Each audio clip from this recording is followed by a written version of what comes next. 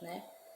E essa palavra, Ezequiel 37, fala sobre o Vale dos Ossos Secos, a partir do verso 18, uma só nação e um só rei, porque ela vem confirmar que a terra sim será restaurada, né? Uma parte dela será destruída, como diz, vou ler aqui Zacarias 13,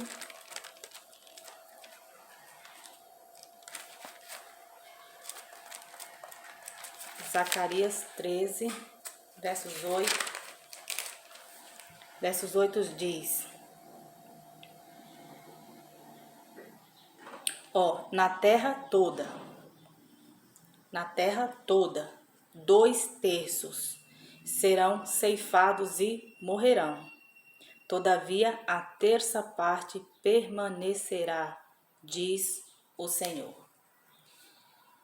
E um pouco de conhecimento geográfico permite a nós brasileiros e os nossos vizinhos, né, todos os que estão na América do Sul, permite-nos nos alegrarmos. E o Pai, como diz lá em Apocalipse, eis que faço novas todas as coisas, de fato Ele faz e já está tudo pronto.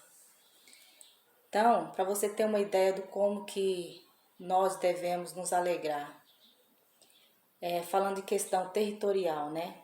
Porque o Brasil, eu anotei algumas coisas aqui, mas o Brasil é o 5º maior do mundo em extensão territorial e faz fronteira com quase todos os países sul-americanos. O Brasil ele fica atrás na questão da sua extensão territorial, da sua grandeza, que o Brasil é gigantesco, né? Mas ele só perde para a Rússia, Canadá, China e Estados Unidos, tá? Porque ele é o 5º, né? E os que fazem fronteira com o Brasil, os países da América do Sul, aqui, ó, Argentina, Bolívia, Colômbia, são 9, né? Guiana Francesa, Paraguai, Suriname, Uruguai e Venezuela. E tudo isso com propósito. Aí eu não vou entrar nessa questão das tribos, né? Que foi espalhadas. Mas o Senhor, desde sempre, como está profetizado nos livros dos profetas, Isaías, Jeremias, principalmente Isaías, Jeremias, e aí tem palavras de questão de destruição, né? Em Amós, Joel, o Senhor tem preparado desde sempre assim, desde muito antes, né? Preparado tudo com o foco de se cumprir o que eu li aqui, ó. Em Provérbios, vou voltar lá de novo. Em Provérbios 2, 21, 22. Pois os justos habitarão na terra e os íntegros nela permanecerão, mas os ímpios serão eliminados da terra e dela os infiéis serão arrancados.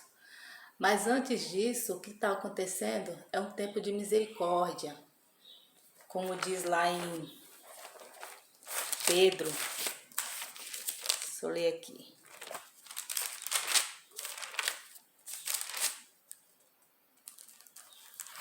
Ó, segundo a Pedro,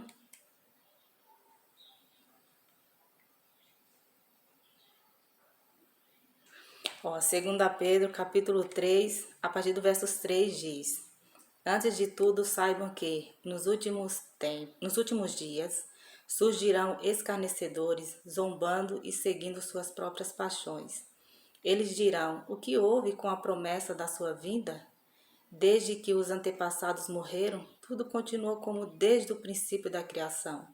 Mas eles deliberadamente se esquecem de que, há muito tempo, pela palavra de Deus, existem céus e terra.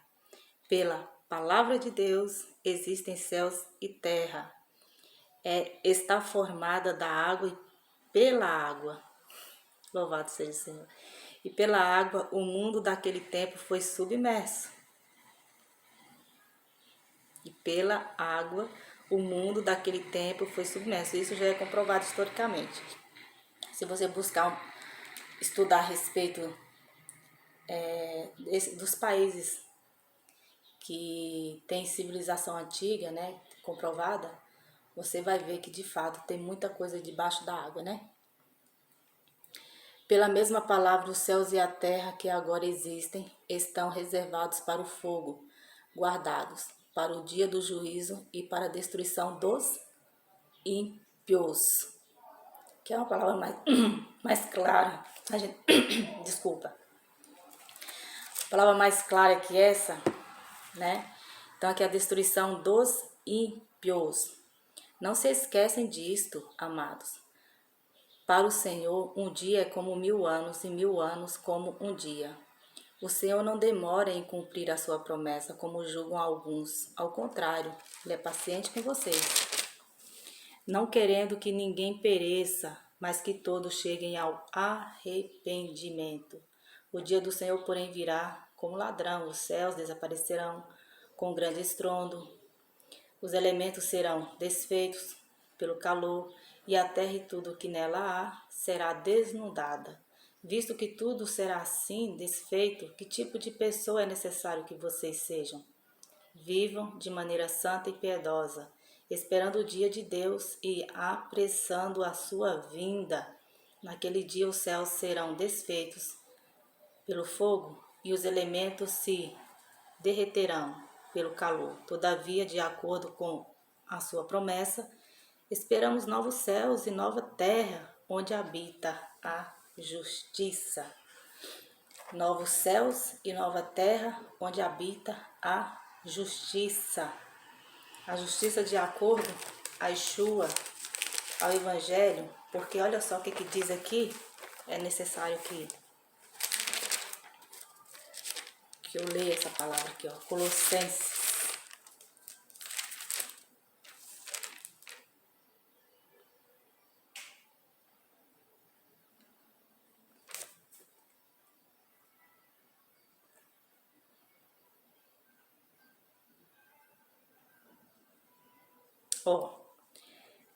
Colossenses 1, verso 17 e 18. Ele é antes de todas as coisas e nele tudo subsiste. Ele é a cabeça do corpo, que é a igreja, e o princípio e o primogênito dentre os mortos, para que em tudo tenha a supremacia, né? Logo então, aqui em Colossenses 2, versos 10, eu vou ler o 9. 9 e 10 diz: Pois em Cristo habita corporalmente toda a plenitude da divindade, e, por estarem nele, que é o cabeça de todo o poder e autoridade, vocês receberam a plenitude. É necessário que compreendamos a plenitude. Completou-se um ciclo fundamental ao qual foi estabelecida a nova aliança, para que tudo seja refeito, né? Para que tudo, essa nova terra, esses novos céus, com a justiça, ela se concretize. E aí nós vamos desfrutar, né? Nós vamos desfrutar, e eu não quero entrar na questão geográfica, mas volto a dizer, os países, né? O Brasil e os países que faz parte aqui da América do Sul, tem muito que se alegrar, sim. A questão geográfica, em tudo que o Senhor nos proporciona nesse país para a sobrevivência humana. E lá atrás eu disse, no primeiro vídeo, eu aconselho que assistam, a respeito do 2/3 que serão destruídos e a terça parte será mantida, será poupada, né? Por quê? porque aqui trata-se de uma questão geográfica, e aí tem palavras que falam que ele está reunindo o seu povo. Se não me engano, está escrito lá em Zacarias capítulo 13, você lê o capítulo todo. E ele está reunindo o seu povo com um propósito, né? Então, o que nós estamos vivendo é um tempo de oportunidade para sermos transformados, porque a palavra do Senhor tem sido levada, né, em todos os cantos, e ele age, né? Ele age.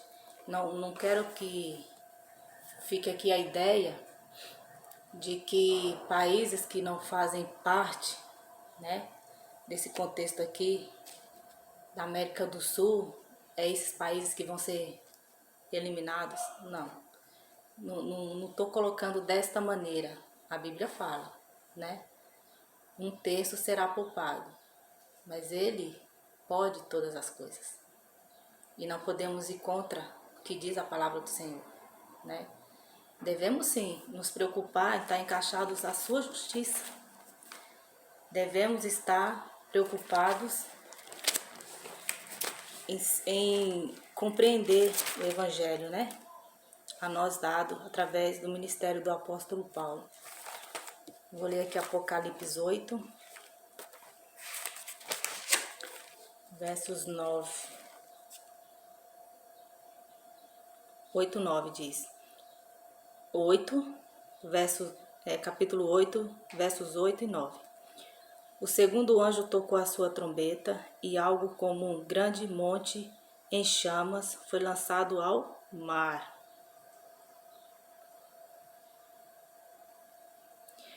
Um terço do mar transformou-se em sangue. Morreu um terço das criaturas do mar e foi destruído um terço das embarcações. Então, o Senhor, geograficamente, ele tem propósitos, né, de transformação. Transformação de uma terra onde o seu povo habitará em plena justiça. Para isso, antes desses eventos finais, nós devemos, como diz lá em Colossenses 2, estar plenamente, estar alinhados ao corpo, né? E assim vamos desfrutar dessas promessas maravilhosas. Vou voltar lá em Provérbios 2.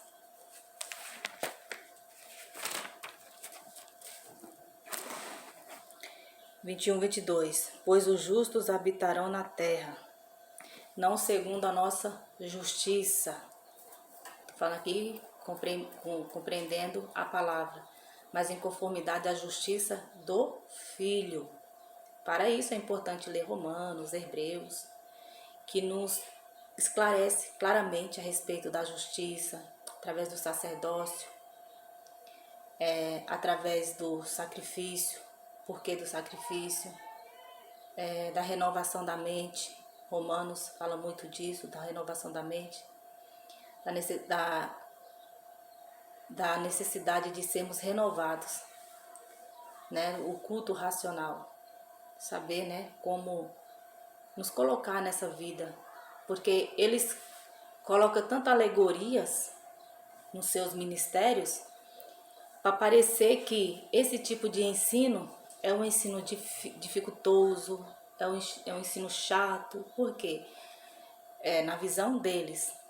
Porque esses ensinos não renova, nos coloca de acordo, sem alegorias, sem sombras, sem práticas, e mais voltado para uma compreensão do que diz o Evangelho, né? Seja a respeito da reunião entre irmãos, seja a respeito das comunhões, né? Comunhão e entre irmãos, tudo que se refere à irmandade, né? Então vai contra ao que é colocado nos ministérios. Os ministérios é mais para manter o povo naquele, como diz lá em 2 Tessalonicenses, né? No prazer, né? Na vontade, no desejo de continuar fazendo parte desse poder que infelizmente é um engano, né? É um engano enviado pelo Senhor. Então, quem é que permanecerá? O povo do Senhor, né? E serão eliminados os ímpios da terra, e dela os infiéis serão arrancados. E a infidelidade se dá por conta de uma mudança de caminho. Você já está ali trilhando o caminho, mas aí você se converte para a tua justiça, para a justiça humana, para os atos, né? Logo então você se torna infiel. Infiel ao quê? Ao que te é dado, a palavra de vida, a palavra da verdade, ao invés de rejeitá-la, né? Como diz lá em 2 Tessalonicenses. Rejeitaram a verdade que poderia salvá-los. E aí tem a grande consequência, que é a destruição. Mas é uma palavra que merece voltar novamente, porque existem muitas outras palavras que vão de acordo. Mas o que fica aqui é a compreensão mais clara de que é preciso meditar no Evangelho dado ao ministério do apóstolo Paulo. Saber como nos alinhar ao corpo, cuja cabeça é Yeshua. E aos poucos, porque leva tempo, aos poucos vocês se descontaminando de doutrinas dadas por homens, que nada mais é do que um ministério da iniquidade. Bem, eu espero que tenha ficado claro. Esse vídeo é a continuidade do outro. Aconselho que volte, assiste lá ele primeiro. E que você seja iluminado, amém? Em nome de Yeshua, obrigada. Até a próxima.